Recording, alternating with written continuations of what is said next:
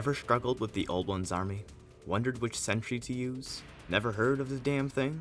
Absolutely despise this event? Whatever kind of player you are, I'm Kepples, and I'll tell you pretty much everything there is to know about this fabled event.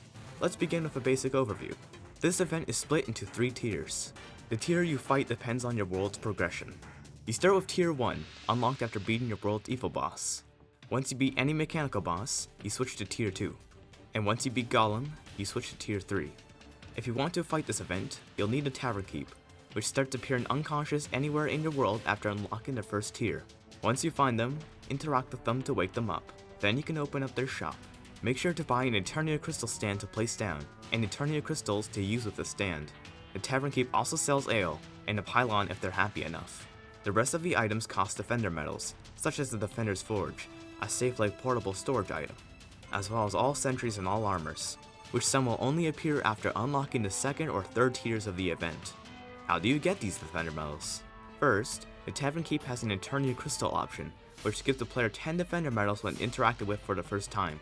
You can then get additional defender medals by completing later waves of the event. To summon the event, place down the Eternia crystal stand in a flat area with at least 60 tiles on both sides of the stand, and 10 tiles of space with no floating blocks vertically. Then, with Eternia crystals in your inventory, interact with the stand to consume one and start the event. 2 portals will materialize up to 120 blocks from the crystal on each side, and a 5-second countdown begins for the first wave. During the event, you're given the creative shock debuff, which prevents you from breaking or placing blocks. Once a wave starts, the current wave number and the enemies that spawn during that wave will be announced in the chat. Enemies will spawn from the portals and will move towards the crystal. Once they get in range, they will start attacking it, and if the crystal loses all its health, the event ends in failure after 9.5 seconds. Dying doesn't have immediate consequences, but leaves your crystal more defenseless. Killing the enemies that spawn will progress and eventually complete the wave. Once you've done that, you're given a 30-second grace period, which can be skipped by interacting with the crystal if you're ready.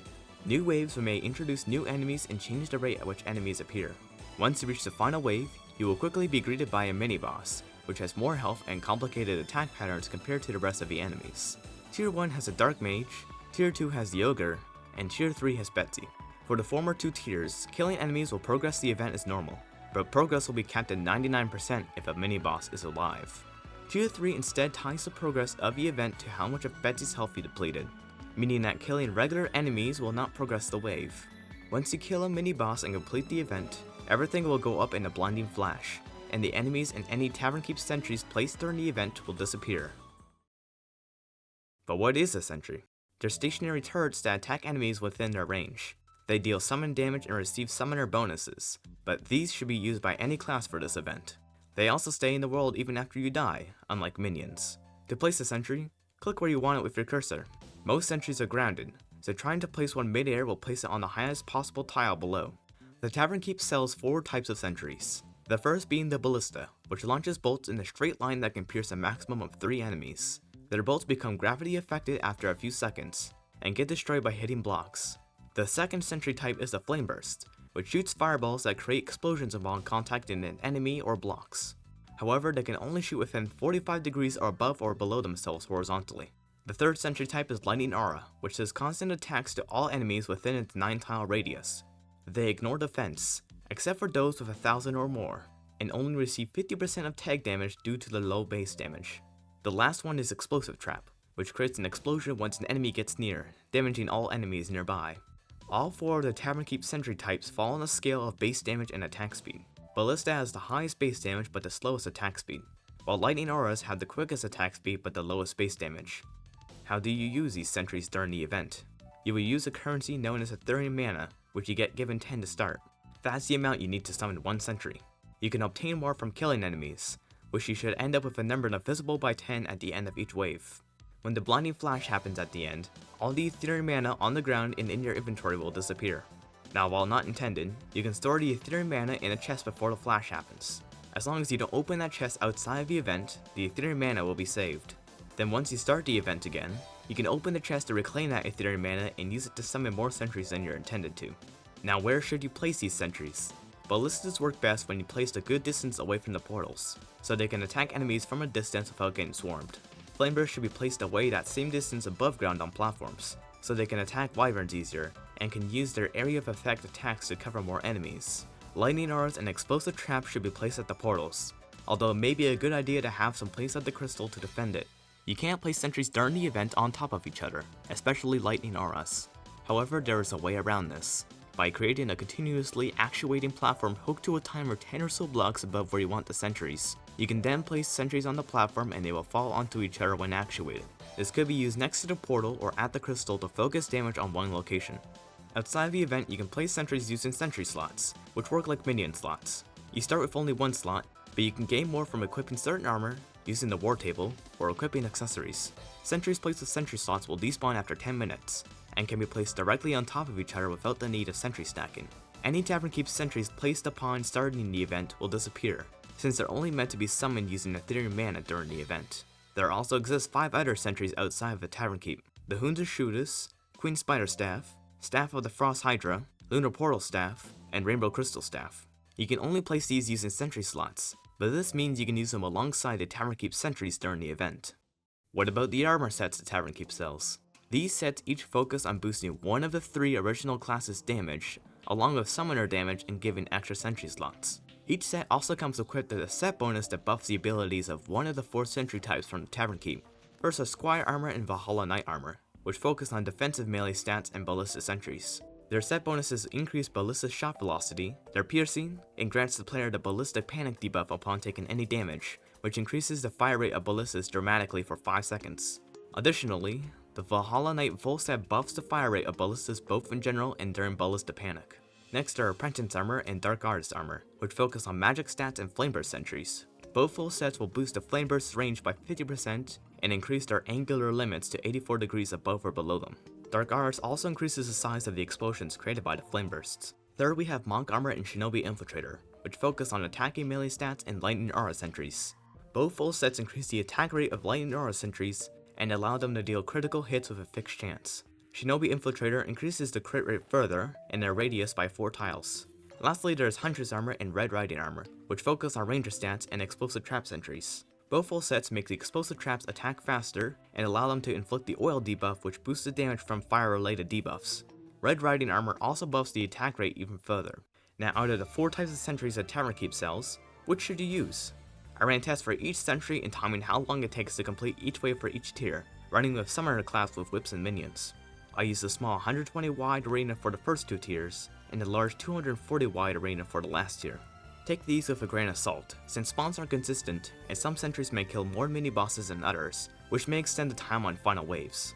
Now the results. For Tier 1, Explosive Trap takes the lead with Ballista not far behind. For Tier 2, Explosive Trap is still slightly in the lead, but now with the Flame Burst and Ballista sentries trailing.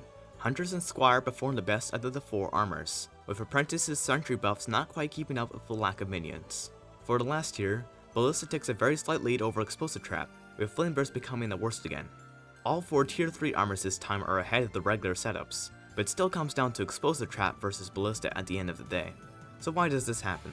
Explosive Traps have great consistency, high damage output, and an inability to miss. They can kill most enemies instantly no matter what amount of them in later waves, including flying enemies. It can also be used against Betsy at the crystal, but unless you keep her attacking the area, it won't do too much otherwise.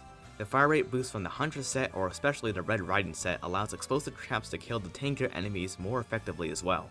Ballistas also have high damage output, but will struggle to hit flying enemies. You can remedy this by attacking them yourselves, which either kills them or stun locks them to where the ballistas can kill them as well. You'll want to avoid your ballistas getting swarmed by enemies, as otherwise they'll keep switching directions and shoot in the air, which doesn't make their piercing useful. Both the ballista armor sets are very effective against the event, even if it requires taking a hit every 5 seconds. Valhalla Knight does absolute wonders against Betsy, and even regular ballista can handle the continued onslaught of enemies during Wave 7 quite well. Flameburst sentries on their platforms are able to rain down area of effect attacks onto ground enemies, and can mostly stun lock the wyverns. Wave 7 of Tier 3 however is a problem for them, as with non-summoner setups they can't quite keep up as well, and if you're using whips as summoner they'll just target Betsy the whole time and ignore the enemies below. Lastly, there exists the Lightning Aura sentries, which while still somewhat effective, are essentially just weaker versions of Explosive Trap. They trade in the instant kills for a pseudo debuff and slightly more range, which doesn't work that well against the flying enemies. You can put some Lightning Aura sentries on platforms above the ones on the ground to attempt to kill the flying enemies easier though. So overall, I'd recommend using Explosive Trap due to its ease of use and consistency. although all 4 Sentry types are viable for beating any tier of event. However, you'll also want good weapons and gear to beat the event, so what should you get? I decided to create setup guides to give a general idea of what you can use without over explaining everything, although feel free to check out the spreadsheet in the description for thoughts on weapons while testing them. For tier 1, potions aren't that necessary since this tier is quite easy, but little reason not to use some of the easier to obtain ones if you have a bunch. There aren't many every class damage accessories available at this stage, but horizontal movement accessories will get you from side to side easier. You don't really need support weapons for this, but feel free to use them.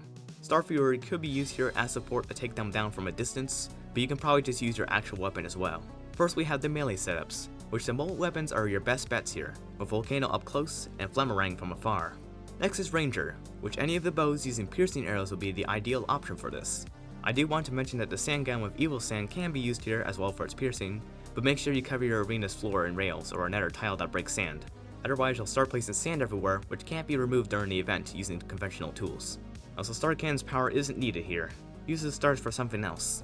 For Mage, the Space Gun's convenience and consistency is pretty much unrivaled, but the 2 rarer options will deal more damage. Lastly exists Summoner, which imp minions are great for dealing with the crowds, while Vampire Frogs work best for the mages. If you have more than 2 minion slots, you can minion mix 2 frogs with flinxes or imps for extra damage against the mage. Next we have gear for the second tier of the event. Some of this gear is attainable without needing to kill all the mechs. Potions are more important here, but still not fully necessary. Wings aren't very necessary here either, although they can help with dodging Ogre attacks. Support weapons can be a game changer here. Clinger Staff can really do a lot. For melee, the True Excalibur is the most inline in terms of progression, but the other options are quite good as well. Ranger has a Halo Repeater as an easy to obtain option, but the Flamethrower and Pulse Bow are more powerful. Meanwhile, Mage's options are all over the place, with the Orange Zappinator being the best here but the rarest. Summoner has 2 main minion options, with Optic generally being the best, but Sanguine can be more consistent at taking out the flares and being an option if you haven't defeated the twins yet. Lastly we have gear for the final tier of the event. This tier is a considerable step up from the previous 2, so I'd really recommend using some potions here, especially on higher difficulties. You may also want some mobility for Betsy. A dash of wings are great for dodging her, but mount can also suffice and allow you to spec into damage accessories. Alternatively, you could avoid her entirely by keeping your distance or by using gear that reduces your aggro stat, making Betsy more likely to target the crystal. There continues to be more support weapons, and Clinger Staff is still really good here. Starting with melee, you might notice that the weapons are split between crowds and Betsy. This is because the final wave focuses on a different playstyle, since single target weapons are generally more effective on Betsy. Either way, the Terrorblade remains a fantastic option for both playstyles of tier 3. For Ranger, the options are dominated by the Frost Moon, Martian Madness, and the bosses. Eventide will be their best bet, but if you haven't defeated the Empress, the Electro Spear Launcher and Snowman Cannon are also great options. For Mage, both the Duke and Martian Madness have great options for both crowds and Betsy. You can also deal a lot of extra damage using the support weapons, especially when refreshing Magnet Spear and Rainbow Gun each wave. Lastly, there's Summoner, and while Terror Prisma dominates, the Deadly Spear Staff is great for crowds, and Xeno works great for Betsy. Both Deadly Spear and Xeno will do good against the other type of combat as well, so you only really need one of them. Now that we're finished with gear, let's look into arena building. You can really build one anywhere, since regular enemies won't spawn during the event, even during the cooldowns. Some biomes may be more distracting than others, so generally a forest or ocean are good choices. You can also build it in the sky on a solid platform, although I'd recommend avoiding space height as the Owen's army enemies may jump very high due to a lack of gravity. Now, how does the Owen's army determine what is and isn't a good arena? First, imagine 2 walkers on each side of the crystal. They'll walk away from the crystal 1 block at a time. They can jump up to 3 tiles or fall 1 tile at a time. If a walker encounters a solid 4 block high wall, is more than 5 tiles above the ground while falling, encounters a floating tile within 10 blocks vertically above the walker, or reaches the distance limit of 120 blocks, then the walker will stop and mark the previous valid location. If both walkers cross at least 60 tiles each, then the arena is valid and the portals appear. The criteria depends on where you click on the stand, so if you made a small arena but the game isn't accepting it, try interacting with a different tile of the stand. With the walker system, the flat wording is a bit misleading. You can add steep inclines facing the crystal, 3 wide 6 high pits, and lots of diagonal lashing. Although I'd recommend against this since a flat area is generally preferred for hitting enemies, and they will often phase through tiles if their line of sight to the crystal is broken. Platforms are weird, as they don't affect the criteria, but enemy AI interacts with them almost like they were solid, so they can be used anywhere in the arena without issue. Other passable blocks should not affect the criteria, such as bubbles. Platforms can be used as a flooring, but the crystal stand could not be more than 10 tiles above the ground. Enemies will fall through the platforms until they reach the tile the crystal stand rests on, or if nearby the player, they may jump onto or fall through platforms to be level with them. Platforms can also be used for hoiking the enemies of this event. Hammer a solid block so the hypotenuse faces the ground towards the portal, then replace it with a platform, creating the infamous platform hoik. All grounded enemies, including ogres, will continuously be pushed back upon touching the hoik. However, this doesn't affect flying enemies, as they will fly over the hoik or ignore it entirely. Besides that, this is a game-changing exploit for this event, although the event is still definitely beatable without it. You may want to include placeable buffs in your arena. For a small 120 wide arena, one set of passive buffs in the center will cover the whole arena. For a larger 240 wide arena, you may want 2 sets in the middle of each side, as passive buffs such as a campfire will only cover a 170 wide area. It can also be a good idea to have the interactable buffs near your crystal, so they're easily accessible. Feel free to put a spawn point near or at your arena, in case of accidental death, especially since pylons are unusable during the event, even during cooldowns. Enemy banners can be placed throughout your arena once you obtain them, which sometimes may take up to 1,000 kills depending on the enemy. And while they're only 20% as effective against these enemies and often take more kills to obtain, they're still worth using. Now while your flooring doesn't really affect enemies, changing it out from a regular solid tile may be beneficial for you. After a mech boss is defeated, you have 2 new options.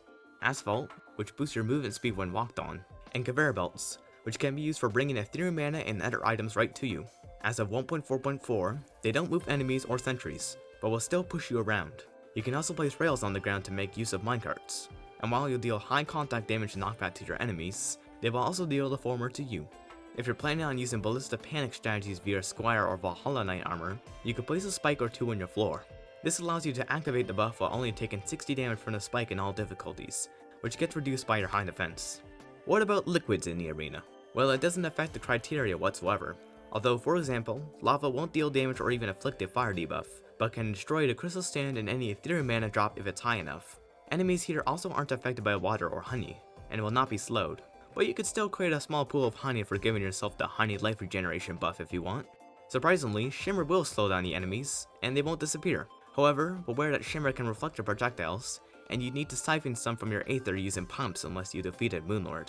Also, speaking of doing extra damage, don't use traps. Enemies from this event take half the base damage from them, and they can interfere with enemy immunity frames, making it difficult for the weapons to hit enemies damaged by their traps. The crystal can also take damage from traps as well. The only traps that are even slightly effective are the boulder statues against grounded enemies during tier 1, and to realistically use them you need to be post-Skeletron for wiring and timers, which then you should probably have a really good weapon anyways. Also, the Golem Temple traps just aren't that effective against tier 3, so please do not set up traps for this event. Now using actuation has a similar story, where it's not very effective against this event.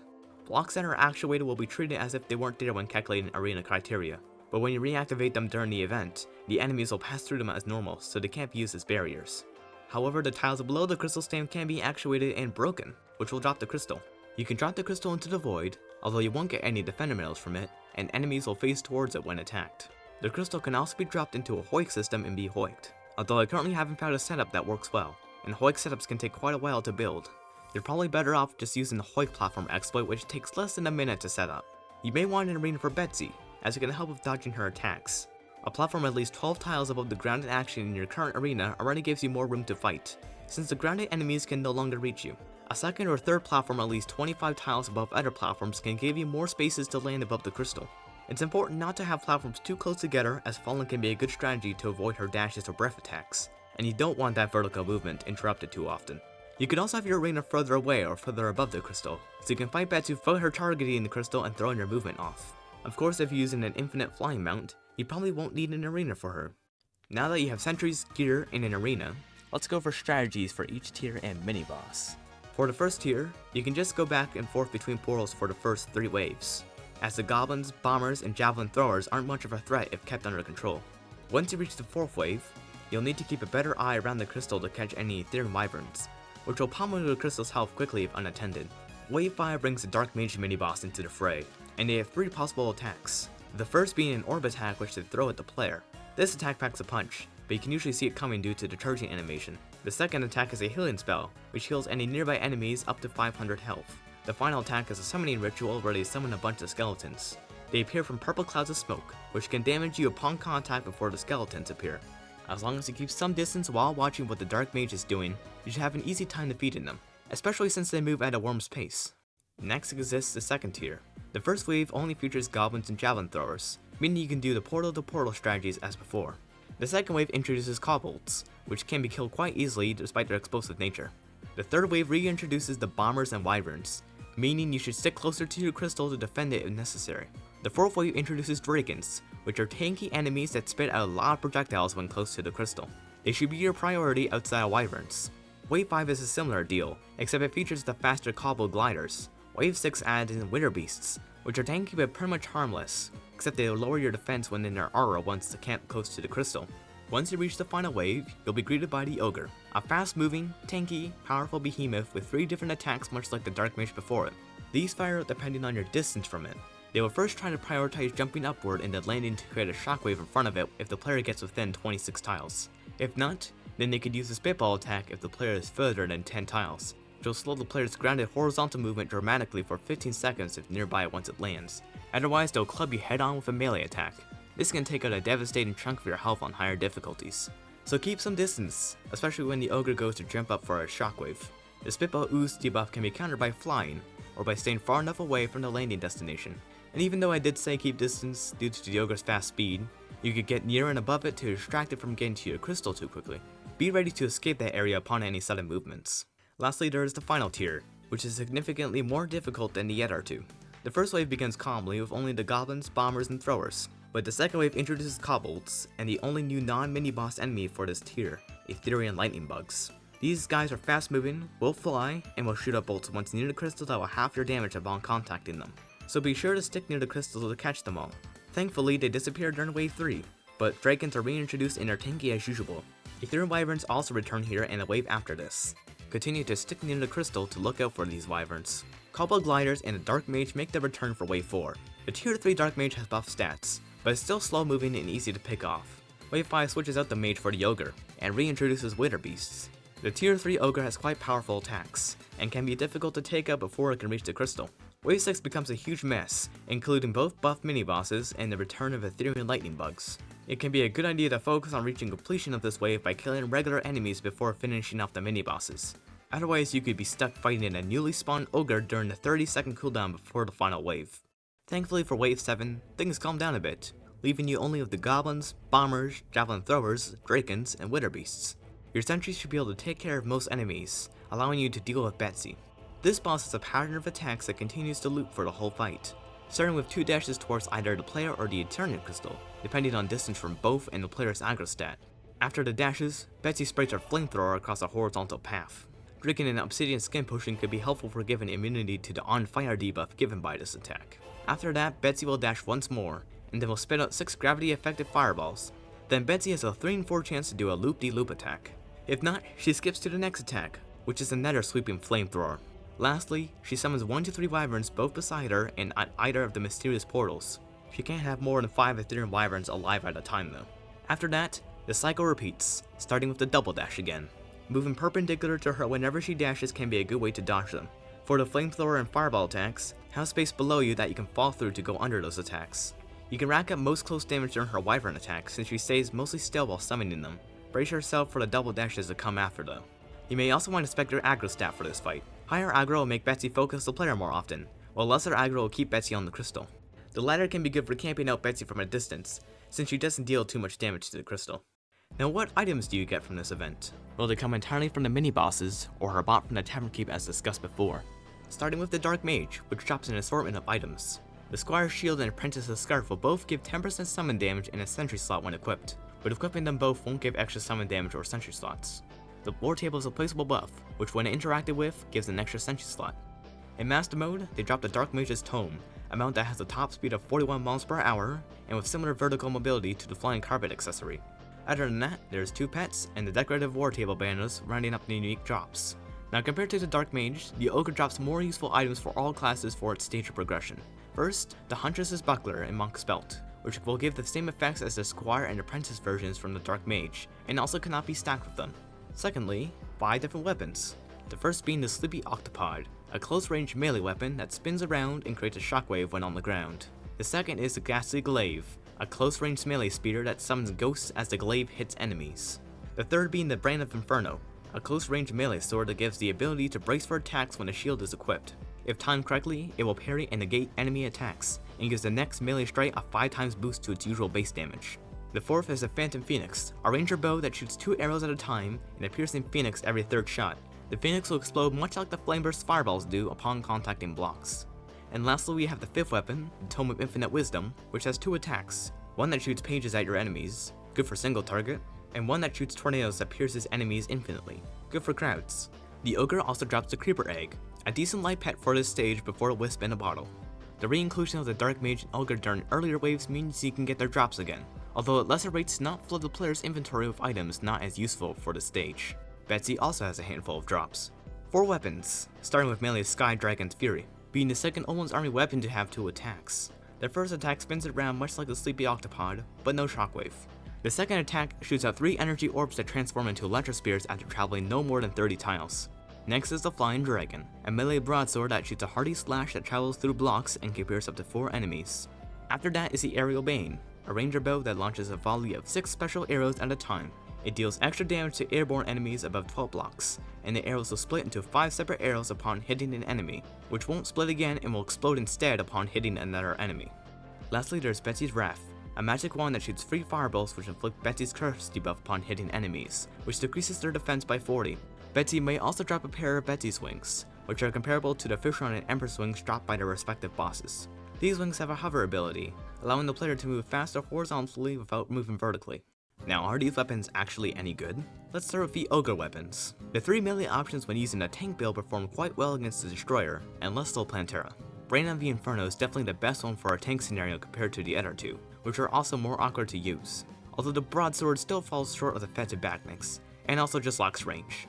Phantom Phoenix performs very well in a multi-target scenario, where it can use its Phoenix attacks with great effect. However, for single targets it falls apart, and the difference in velocity of the Phoenix attack compared to the arrows makes it awkward to aim at times. Tome of Infinite Wisdom's right-click attack does actual wonders against the Destroyer, melting it in seconds. For single target bosses it does about average, just hanging out behind the Unholy Trident in terms of DPS, and being considerably distanced from the Venom Staff against Plantera. Overall, I would say these weapons can certainly be skipped, but the Phantom Phoenix and Tome of Infinite Wisdom can definitely help a ranger or mage playthrough if you're lacking other options at the moment. What about the weapons dropped by Betsy? The Sky Dragon's Fury is comfortably ahead of other options for both the Duke and the Empress, with the Flying Dragon being about on par with the other obtainable options. While against the Moonlord, the Sky Dragon's Fury gets sandwiched between the 2 pillar weapons, while the Flying Dragon takes the top spot. That is if you make use of both the blade and the projectile. Otherwise, it falls behind the Terrorblade when using only its projectile, which the Terrorblade's projectile is much easier to aim with. For Ranger, the Aerial Bane is an incredible option to use against Duke and Empress, being ahead of the other boss bows in both scenarios, though against the Moonlord, there's little reason to use anything other than the Vortex weapons.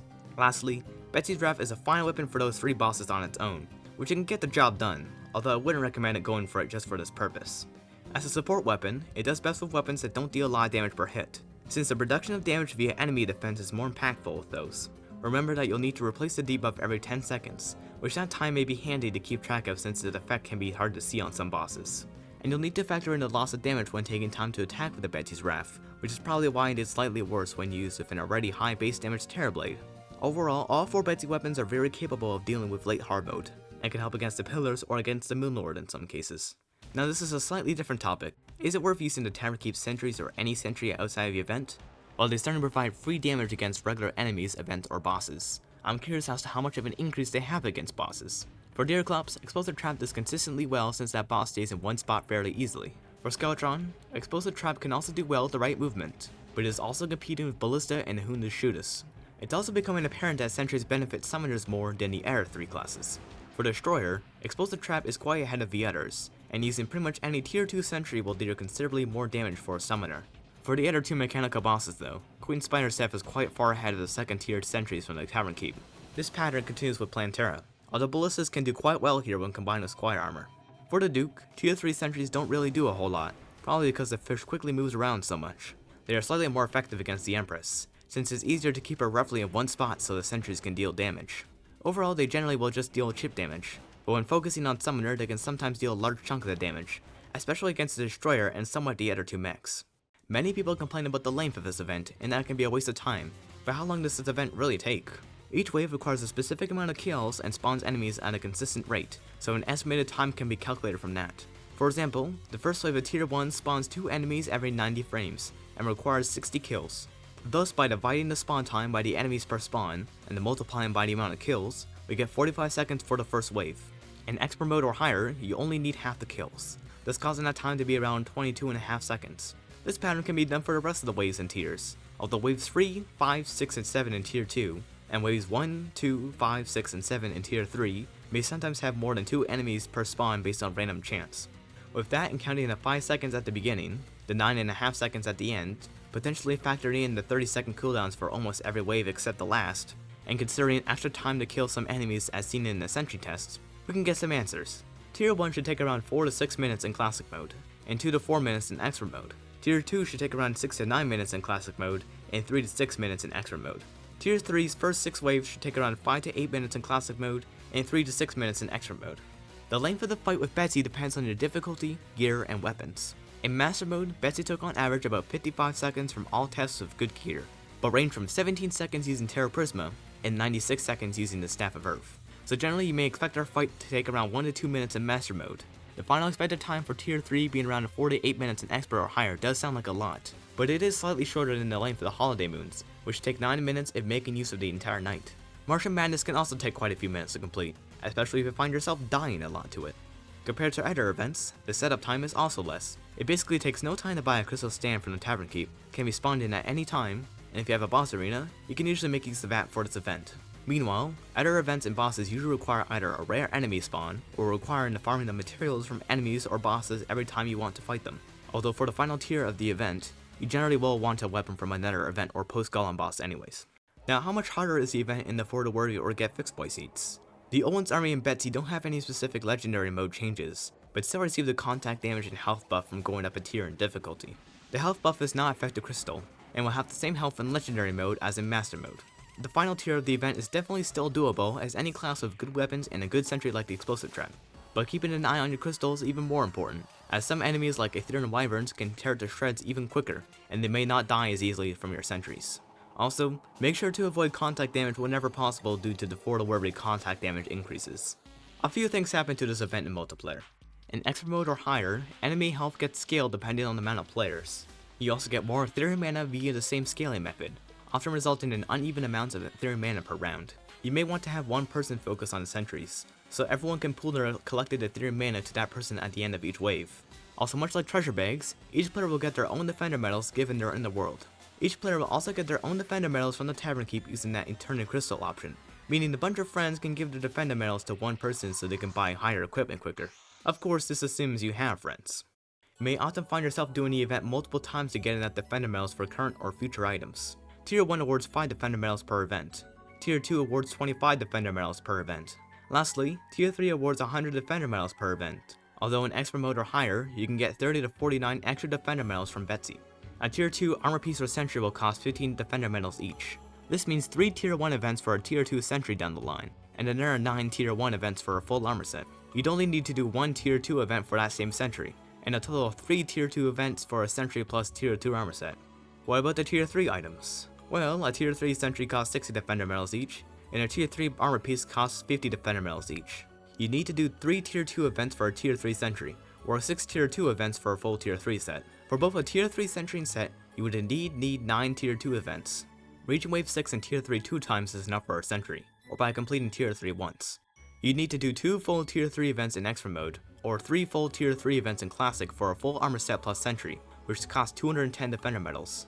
Lastly, for the Defender's Forge, which costs 50 defender medals, you need to complete either 10 Tier 1 events, 2 Tier 2 events, or 1 Tier 3 event. This event can sometimes be decently profitable, although all money comes from selling drops since the enemies themselves don't drop money. Let's start with defender medals, which can't directly be sold for money, but items can be bought from the Tavernkeep shop and then resold for cash. Before Tier 2, your best bet is selling Tier 1 sentry rods for 1 gold each per 5 defender medals, at a rate of 20 silver per defender medal. Once you unlock Tier 2 though, you can sell Tier 2 sentry canes for 5 gold each per 15 defender medals, at a rate around 33 silver per defender medal. This means you'd earn 1 gold per Tier 1 event selling rods, around 8.25 gold per Tier 2 event selling canes, and around 33 gold per Tier 3 event in Classic mode. In Expert mode, this averages to about 46 gold per Tier 3 event with the defender medals from Betsy's treasure bag. Now what about the mini boss drops? In Tier 1, the Dark Mage has an average value of 7 gold in Classic, 14 gold in Expert, and 15 gold in Master Mode. The Dark Mage can often be killed multiple times in one event, especially if you have post-Skeletron or pre-mech weapons. And considering this tier can take only 2 minutes if done efficiently, you may be able to earn a decent amount of platinum after a few events. In Tier 2, you have the considerably less wealthy Ogre, which has an average value of 2 gold in Classic and 3 gold in Expert and Master. You may be able to kill Ogres decently fast, but they are overall much less profitable than the Dark Mages in Tier 1. Tier 2 also takes considerably longer than Tier 1. Tier 3 is the weird one since the former mini-bosses return, albeit with lesser drop rates. The Tier 3 Dark Mage is worth 3 gold in Classic, 6 gold in Expert, and 8 gold in Master Mode. A Tier 3 Ogre is worth 1 gold in Classic and Expert, and 3 gold in Master Mode. And lastly there is Betsy, and not counting the Defender medals, she's worth 7 gold on average in Classic and Expert, and 9 gold in Master Mode. Dark Mages and Ogres don't spawn very consistently in their waves, so they can't be reliably farmed, and Betsy only spawns once per event. None of these calculations factor in the reforges that drop accessories and weapons may have, which can boost their value further, and you can increase the price of these sold items with NPC happiness. An NPC in a liked biome, with the Solitude bonus, and lives with a love NPC will give a boost of around 26% to the sell price of items. Overall, this event can be decently profitable, especially during Tier 1 where it is easy to farm Dark Mages. So is it worth doing this event? I'd say it's definitely optional, but you can still get quite a lot from it. For non-summoner classes, you can make use of Tavernkeep Armor pieces for mixing armor to get more damage. And the weapons dropped from Betsy were great for finishing off hard mode. The Ogre weapons are decent, but are usually overshadowed by weapons that are easier to obtain.